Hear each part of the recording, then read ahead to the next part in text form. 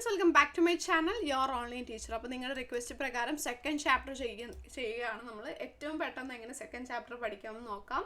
അപ്പോൾ ബാക്കി ചാപ്റ്റേഴ്സ് കിട്ടാൻ വേണ്ടിയിട്ട് എന്ത് ചെയ്യുക, ഈ വീഡിയോ മാക്സിമം ആളിലേക്ക് ഷെയർ ചെയ്ത് മാക്സിമം സപ്പോർട്ട് നിങ്ങൾ ഈ വീഡിയോക്ക് നിങ്ങൾ നേടിത്തരിക. അപ്പോൾ നമുക്ക് അതൊരു മോട്ടിവേഷനാണ്. നിങ്ങളെ മോട്ടിവേറ്റ് ചെയ്യാനാണ് നമ്മൾ ഈ വീഡിയോ ചെയ്യുന്നത്. നമ്മളെ മോട്ടിവേറ്റ് ചെയ്യാൻ നിങ്ങൾ എന്ത് ചെയ്യുക, ഈ വീഡിയോ മാക്സിമം ആളുകളിലേക്ക് ഷെയർ ചെയ്യുക, വീഡിയോ ലൈക്ക് ചെയ്യുക, ചാനൽ സബ്സ്ക്രൈബ് ചെയ്യുക. എന്നിട്ട് നിങ്ങൾ ചാപ്റ്റർ 3 വേണമെന്നുള്ളത് വേണോ വേണ്ടിയോ, അതോ ഇതിങ്ങനെ നിർത്തിയാൽ മതിയോ, ഇമ്പോർട്ടൻറ്റ് ക്വസ്റ്റ്യൻസ് മാത്രം ചെയ്താൽ മതിയോ എന്നുള്ളതും കൂടി താഴെ കമൻറ്റ് ചെയ്യാം കേട്ടോ.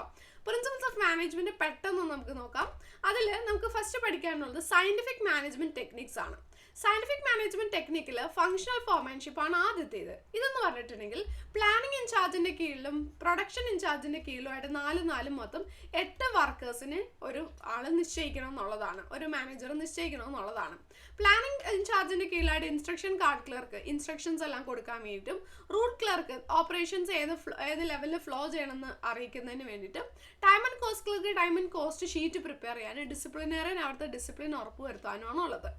പ്രൊഡക്ഷൻ ഇൻചാർജിൻ്റെ കീഴിൽ സ്പീഡ് ബോസ് ഉള്ളത് മാക്സിമം സ്പീഡിൽ ഒപ്റ്റിമം സ്പീഡിൽ മെഷീൻ റൺ ചെയ്യാനും, ഗ്യാങ് ബോസ് ഉള്ളത് വർക്കേഴ്സ് ആ ഒരു ജോലി സ്ഥലത്തേക്ക് കയറുമ്പോൾ തന്നെ വർക്ക് സ്റ്റാർട്ട് ചെയ്യാൻ പാകത്തിന് മെഷീനൊക്കെ ഓണാക്കി വെക്കേണ്ടത്, അതിന് വേണ്ടിയിട്ടാണ് ഗ്യാങ് ബോസ് ഉള്ളത്.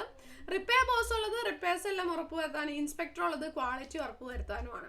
സ്റ്റാൻഡർഡൈസേഷൻ ആൻഡ് സിംപ്ലിഫിക്കേഷൻ ഓഫ് വർക്കാണ് രണ്ടാമത്തേത്. സ്റ്റാൻഡർഡൈസേഷൻ എന്ന് പറഞ്ഞാൽ എന്താണ്, എല്ലാ സാധനത്തിനും സമയം, സാധനം, ആള്, ടൈം എല്ലാത്തിനും സ്റ്റാൻഡേർഡ് സെറ്റ് ചെയ്യണം. സിംപ്ലിഫിക്കേഷൻ എന്താണ്, അൺവാണ്ടഡ് ആയിട്ടുള്ള ആവശ്യമില്ലാത്ത ഡൈവേഴ്സിറ്റിക്ക് ഒഴിവാക്കിയിട്ട് പരിപാടി കുറച്ച് സിമ്പിൾ ആക്കാം. മെത്തേഡ് സ്റ്റഡി എന്തിനു വേണ്ടിയിട്ടാണ്, മെത്തേഡ് സ്റ്റഡി ഒരു ജോലി ചെയ്ത് തീർക്കുന്നതിന് വേണ്ടിയിട്ടുള്ള ബെസ്റ്റ് വേ കണ്ടുപിടിക്കാൻ വേണ്ടിയിട്ടാണ്. മോഷൻ സ്റ്റഡി എന്തിനു വേണ്ടിയിട്ടാണ്, മൂവ്മെന്റ്സ് എല്ലാം പഠിച്ച് അതിലെ അൺനെസസറി ആയിട്ടുള്ള മൂവ്മെന്റ്സ് എലിമിനേറ്റ് ചെയ്യാൻ വേണ്ടിയിട്ടാണ്. ടൈം സ്റ്റഡി എന്തിനു വേണ്ടിയിട്ടാണ്, ഒരു ജോലി ചെയ്ത് തീർക്കാനുള്ള സ്റ്റാൻഡേർഡ് ടൈം കണ്ടുപിടിക്കാൻ. ഫറ്റീഗ് സ്റ്റഡി എന്തിനു വേണ്ടിയിട്ടാണ്, ഒരു ജോലി ചെയ്ത് തീർക്കുമ്പോൾ എപ്പോഴൊക്കെ എന്തോരമൊക്കെ നമ്മൾ ഇൻ്റർവൽസ് കൊടുക്കണം എന്നുള്ളത് അറിയുന്നതിന് വേണ്ടിയിട്ടാണ്. Then differential piece wage system. Differential piece wage system എന്ന് പറയുന്നത് എഫിഷ്യൻ്റ് ആണ് ഇൻഎഫിഷ്യൻ്റ് വർക്കറെ ഡിഫറൻഷിയേറ്റ് ചെയ്യാൻ വേണ്ടിയിട്ടാണ്.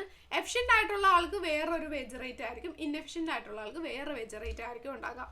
ദാൻ അടുത്താണ് പിന്നെ നമ്മൾ അതിൽ ഏതാ പറയാത്തത്, ഓക്കെ എല്ലാം പറഞ്ഞു കഴിഞ്ഞിട്ടുണ്ട്. ഇനി ഹെൻറി ഫയലിൻ്റെ 14 principles of management, division of work. വലിയൊരു വർക്കിനെ സ്മോൾ ടാസ്ക് ആയിട്ട് ഡിവൈഡ് ചെയ്ത് ഓരോരുത്തർക്കും വീതിച്ചു കൊടുക്കുക. സ്മോൾ ടാസ്ക് റിപ്പീറ്റഡ് ആയിട്ട് ചെയ്യുന്നതിലൂടെ അവരതിൽ സ്പെഷ്യലൈസ്ഡ് ആകും. Authority and responsibility. അതോറിറ്റി എന്ന് പറഞ്ഞാൽ ഓർഡർ ഇടാനുള്ള പവറാണ്, റെസ്പോൺസിബിലിറ്റി അത് ചെയ്തു തീർക്കാനുള്ള ഒബ്ലിഗേഷൻ ആണ്. രണ്ടും നമ്മളൊരു ബാലൻസ് വേണം.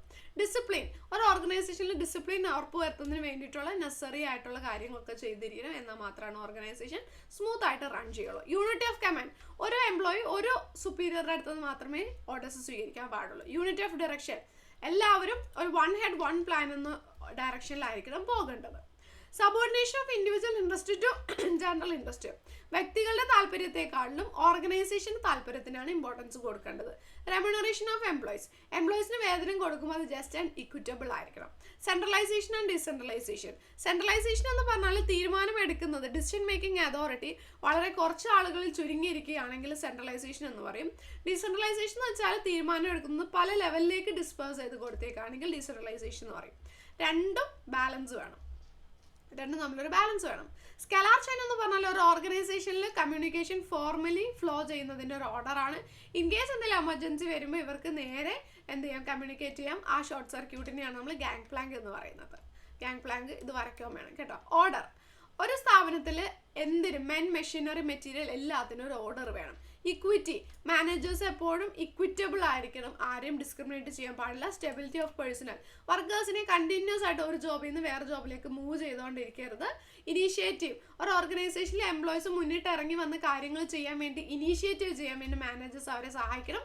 എസ്പ്രെഡ് ഡികോപ്സ്, ഒരു ഒറ്റയ്ക്കുള്ള വിജയത്തിനേക്കാളും ടീം വർക്കിനായിരിക്കണം മാനേജേഴ്സ് എപ്പോഴും ഇമ്പോർട്ടൻസ് കൊടുക്കേണ്ടത്. സോ സെക്കൻഡ് ചാപ്റ്ററിലെ മോസ്റ്റ് ഇമ്പോർട്ടൻ്റ് ആയിട്ടുള്ള കുറച്ച് ടോപ്പിക്സ് നമ്മൾ നോക്കിയിട്ടുണ്ട്. സോ ഒരു ഫൈനൽ റിവിഷൻ വേണ്ട ഒരാളുകളാണ്, അല്ലെങ്കിൽ ഇതുവരെ ഒന്നും പഠിച്ചിട്ടില്ല, എന്തെങ്കിലും കേട്ട് പഠിച്ച് അങ്ങനെ എക്സാം എഴുതാൻ എങ്ങനെയെങ്കിലും എക്സാം എഴുതാം എന്ന് കരുതിയിരിക്കുന്ന ആളുകൾക്കാണെങ്കിൽ ഈ വീഡിയോ ഹെൽപ്ഫുൾ ആയിരിക്കും. നിങ്ങൾ മാക്സിമം ആളുകളിലേക്ക് എത്തിക്കുക. അങ്ങനെ വരുമ്പോഴാണ് നമുക്ക് ഇനി മൊത്തം 11 ചാപ്റ്റേഴ്സ് ഇല്ലേ, അതെല്ലാം ഷോർട്ടായിട്ട് ചെയ്യാൻ വേണ്ടിയിട്ടുള്ളൊരു മോട്ടിവേഷൻ വരുള്ളൂ. അപ്പോൾ മോട്ടിവേറ്റ് ചെയ്യുക. താങ്ക്